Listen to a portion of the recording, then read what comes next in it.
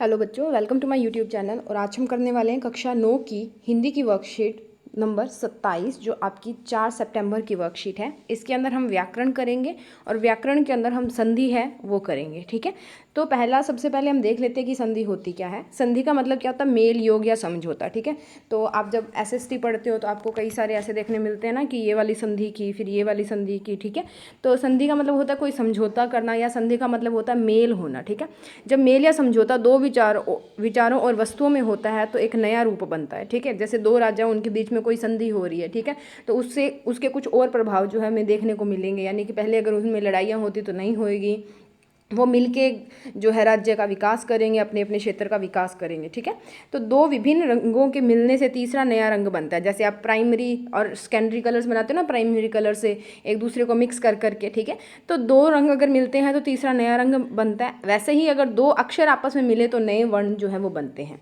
रंग और अक्षर दोनों को वर्ण भी कहते हैं। ठीक है, जैसे दो रंग मिलने से तीसरा नया रंग बनता है, वैसे ही दो अक्षर मिलने से भी एक नया वर्ण जो है बनता है। और रंग और वर्ण को क्या कहते हैं? रंग और अक्षर दोनों को वर्ण कहते हैं। ठीक है, हम अपनी बातचीत के लिए शब्दों को जोड़कर अन्य शब्द बनाते हैं, जिससे पहले शब्द का अंतिम वर्ण और दूसरे शब्द का पहला वर्ण जो है वो आपस में मिलकर नया रूप धारण कर लेते हैं। ठीक है, जैसे हम अपनी भाषा करते हैं, जैसे आपको नीचे दिया हुआ है सूर्य उदय, तो पहले वाले का सूर्य ले लिया हमने और दूसरे वाले का दय ले लिया। ठीक है, उदय, सूर्य उदय। ठीक है, तो एक शब्द, दो शब्दों को इकट्ठा मिला के हम चलते हैं, तो जिसमें हमारे पास क्या होता है, जिसमें पहले शब्द का अंतिम वर्ण, ठीक है, और दूसरे शब्द का पहला वर्ण जो है वो आपस में मिलकर नया रूप धारण करते हैं। दो वर्णों, स्वर या व्यंजन कुछ भी हो सकते हैं, के परस्पर मेल से होने वाले विकार परिवर्तन को संधि कहते हैं। ठीक है, दो वर्णों के परस्पर मेल से होने वाले विकार परिवर्तन को क्या कहा जाता है? संधि। जब दो वर्णों का मिलना अत्यंत निकटता के कारण होता है तथा उनमें न कोई परिवर्तन होता है, यानी कि दोनों के मिलने से। अब सूर्य अकेला तो मतलब सूरज, उदय मतलब उग रहा है, तो सूर्य उदय जब हम बोल देते हैं तो मतलब सूरज जो है वो उदय हो रहा है। अकेला सूर्य बोल लेंगे तो भी कुछ पता नहीं लगेगा, उदय बोल लेंगे तो भी पता नहीं है कि कौन उदय हो रहा है, सूरज हो रहा है, चांद हो रहा है।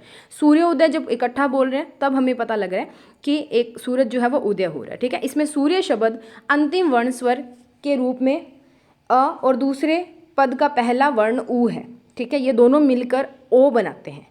ठीक है, ओ बनाएंगे या यो बनाएंगे, सूर्यो ओ। ठीक है, बन जाएगा, तो यह पर स्वर मात्रा के रूप में लग जाएगा। ठीक है, अर्थात ए प्लस ऊ क्या बनाएगा? ओ बनाएगा।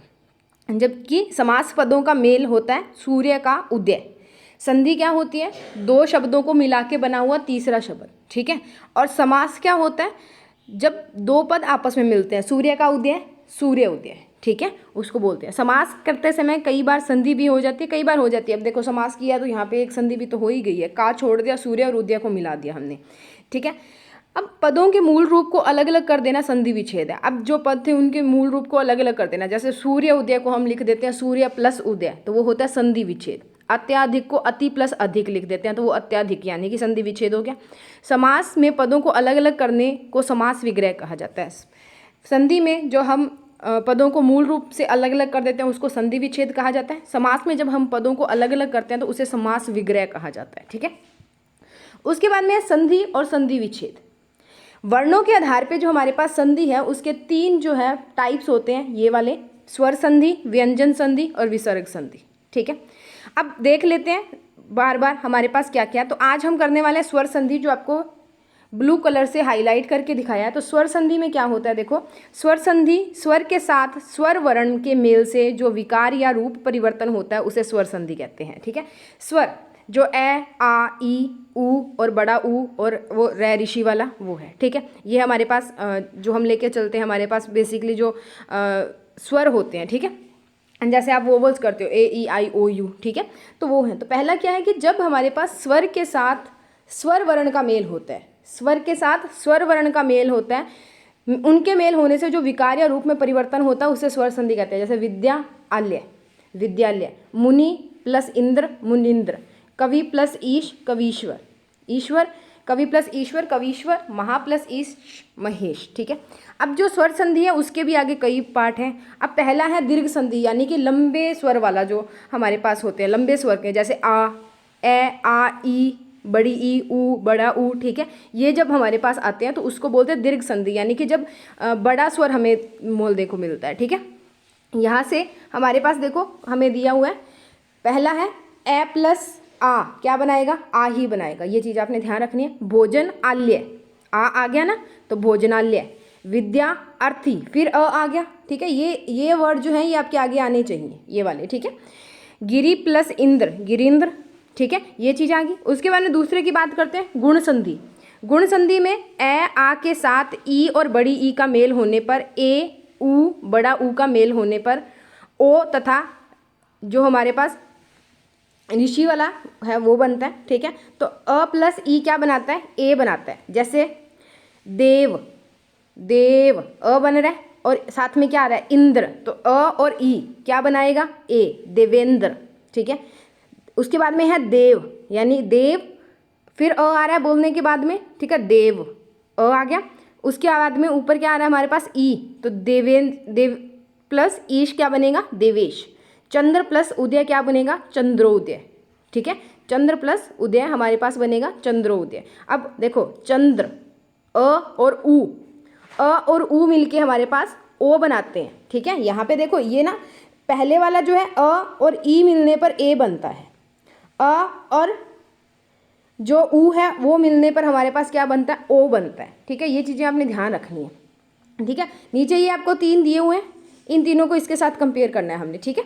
उसके बाद में नेक्स्ट बात करते हैं वृद्धि संधि की। वृद्धि की संधि के अंदर क्या होता है, ए आ के मेल से ए और ए, बड़ा ए जो है के साथ होने से बड़ा ए बन जाता है, ठीक है, तथा ओ और बड़े ओ के साथ होने से बड़ा ओ में परिवर्तन हो जाता है। संधि बहुत से शब्दों के सामान्य जीवन में प्रयोग नहीं किए जाते। तो उदाहरण के लिए क्या है, ये चीज़ आपने ऊपर लिखनी है, अ और ए बना के मिल के क्या बनाते हैं, बड़ा ए।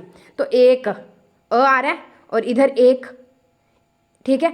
तो दोनों में, एक में तो अ आ रहा है, एक में पहला क्या आ रहा है, देखो पहले वाले का लास्ट वाला लेना होता है, ठीक है। पहला जो है उसका जैसे एक है तो पहले वाले का हम लेंगे क, दूसरे में फिर एक आ रहा है तो हम लेंगे इसका लेंगे ए, ठीक है, ये लेंगे।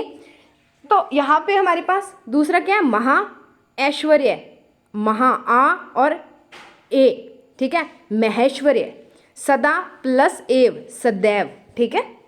उसके बाद है नेक्स्ट हमारे पास यण संधि। यण संधि में आपको ई प्लस अ मिलके क्या बनाते हैं, य, ई, यदि, ई आ रहा है, और अपि, अ, ई और अ मिलके क्या बनाएंगे, य, तो यदि प्लस अपीत, यद्यपि।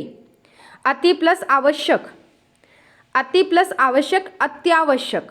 ती और हमारे पास यहाँ पे अति, ई और क्या बन रहा है, आ, ई और आ बनेगा तो अत्यावश्यक। अति प्लस उत्तम, ई और ऊ, ठीक है, ई और कौन सा कंबाइन हो रहा है हमारे पास, ऊ, तो अत्युत्तम, ठीक है। अनु प्लस आय, अनु, ऊ प्लस आ, ऊ प्लस आ यानी कि अन्वय, ठीक है। उसके बाद में है हमारे पास 5वां नंबर अयाधि संधि। अयाधि संधि में हमारे पास क्या होता है, ए प्लस अ क्या बनाता है, य, ने और अन, ने और अन, ने में क्या आ रहा है, ए आ रहा है, और अन, नयन, ठीक है। उसके बाद में है गे, ए आ रहा है, और अक, गायक, ठीक है, यह बन जाएगा। उसके बाद में यहाँ पे आपको देखो भो प्लस अन, भवन, भो, ओ प्लस अन, ओ और ए जो है वो मिल रहे हैं तो वह बन गया भवन, ठीक है।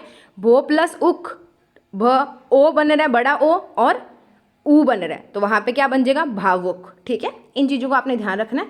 उसके बाद में बात करते हैं इसके क्वेश्चंस की।